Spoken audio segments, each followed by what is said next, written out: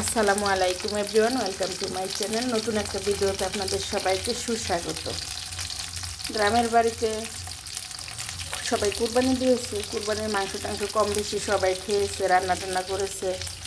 অনেক দিন যাবৎ 4-5 দিন হয়ে গেছে কুরবানির মাংস এরকম আর কারোরই খেতে ভালো লাগছে না, তাই চাপা শুটকি দিয়ে সাথে কচু পাতা দিয়ে শুটকির বড়া বানাইছে।